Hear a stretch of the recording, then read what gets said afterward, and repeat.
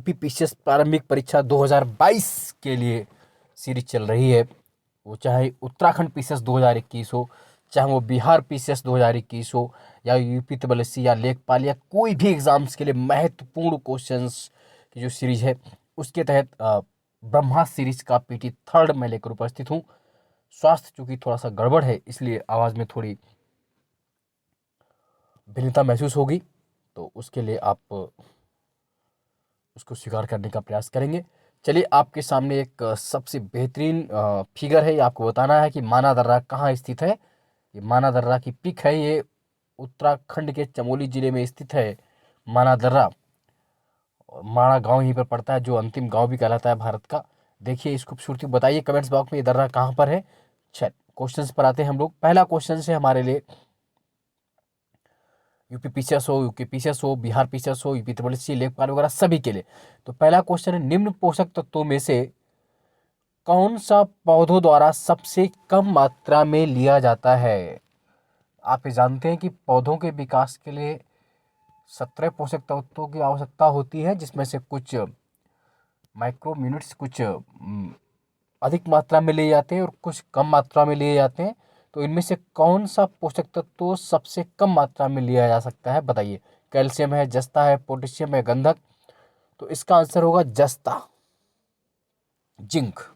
बाकी calcium, potassium और sulphur, जिसे गंधक को एस सल्फर भी बोलते हैं, ये आपके अधिक मात्रा में आवश्यक पड़ते हैं। जिंक कम मात्रा में आवश्यक पड़ता है, याद रखिएगा, है ना। कैल्शियम, पोटेशियम, सल्फर ये अधिक मात्रा में चाहिए होते हैं। शुष्क हिम क्या होती है, क्वेश्चन नंबर सेकंड है, या इसी को बोलते हैं, है ना, शुष्क हिम क्या होती है। तो इसका आंसर क्या होगा, आप सब जानते हैं, ठोस CO2, ठोस कार्बन डाइऑक्साइड शुष्क हिम कहलाती है ना। तो ये आप कर पाएंगे।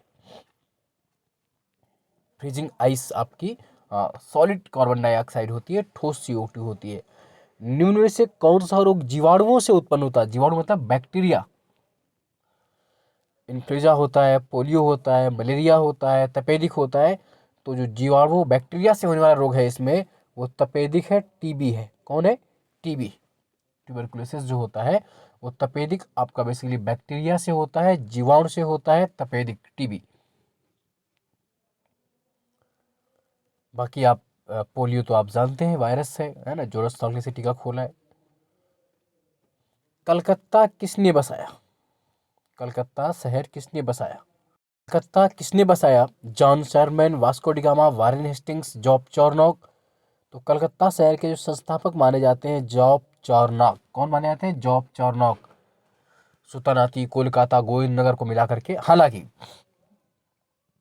Allahabad, sorry, Calcutta high court ने जॉब चार्नोक को कलकत्ता का संस्थापक मानने से इनकार कर दिया है।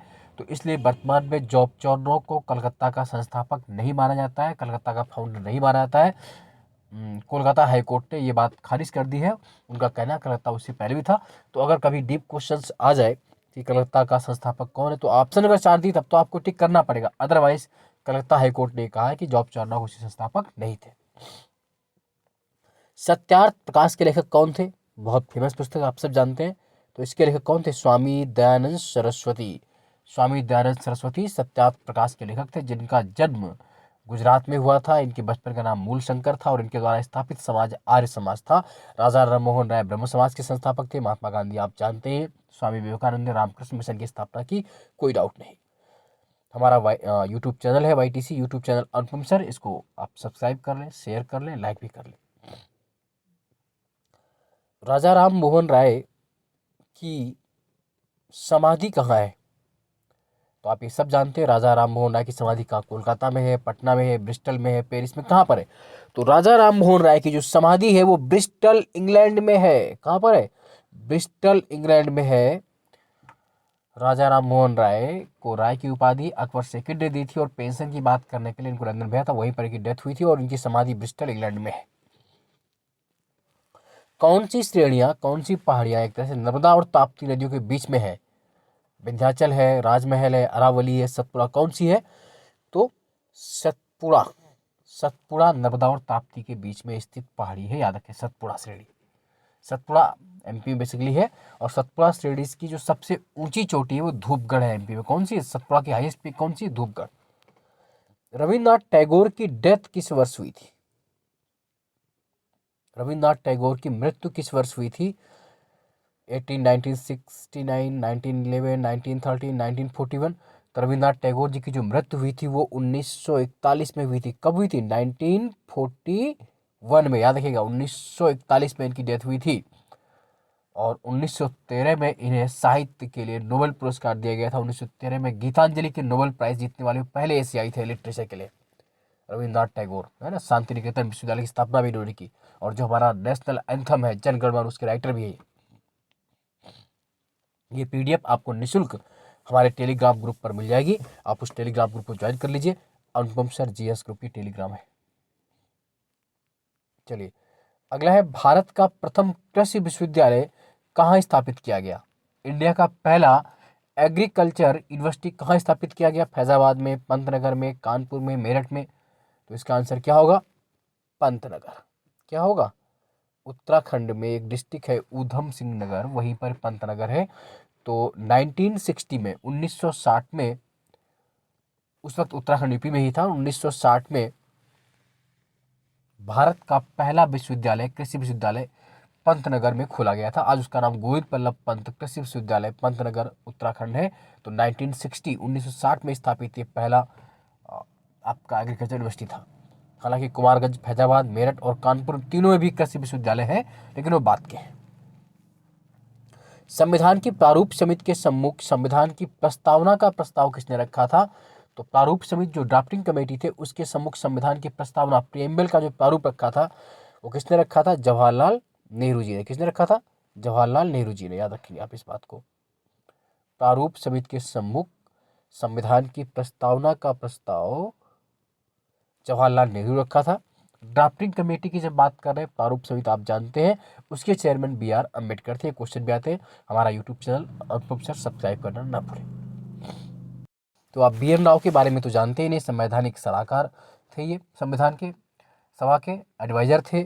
BR अम्बेडकर ड्राफ्टिंग कमेटी के चेयरमैन थे। और जवाहरलाल नेहरू जी ने संविधान सभा की प्रस्तावना का प्रस्ताव रखा था, संविधान की प्रस्तावना का प्रारूप समिति में। तीस्ता जल विद्युत परियोजना किस राज्य में है? तो आप ये जानते हैं जो तीस्ता जल विद्युत परियोजना है बेसिकली कहाँ पर है? ये उत्तराखंड में या हिमाचल या सिक्किम, कर्नाटक, कहाँ पर है? तो ये सिक्किम में। तीस्ता जल विद्युत परियोजना, तीस्ता हाइड्रो वाटर प्रोजेक्ट, ये सिक्किम में है। नेक्स्ट है, खाद्य सुरक्षा और मानक अधिनियम लाया गया था। Food security and standard act कब आया था? 2006 में। कब आया था? 2006 में आया था, 2006 में। अगला है, बाबा गरिया पूजा त्यौहार कब मनाया जाता है? तो बाबा गरिया पूजा त्यौहार किस राज्य में मनाया जाता है? अरुणाचल, राजस्थान, त्रिपुरा, असम? तो इसका आंसर क्या होगा? त्रिपुरा में। कहाँ मनाया जाता है? त्रिपुरा में। बाबा गरिया पूजा फेस्टिवल त्रिपुरा में।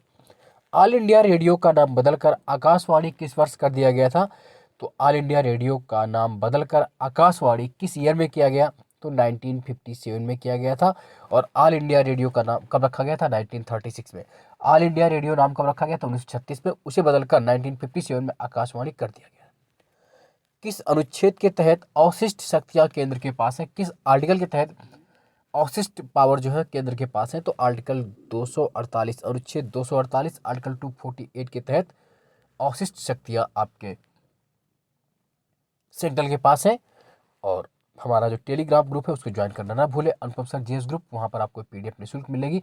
लगातार जुड़े रहिए, चैनल सब्सक्राइब कर लीजिए, शेयर कर लीजिए और सफलता के परचम की ओर बढ़ते जाइए।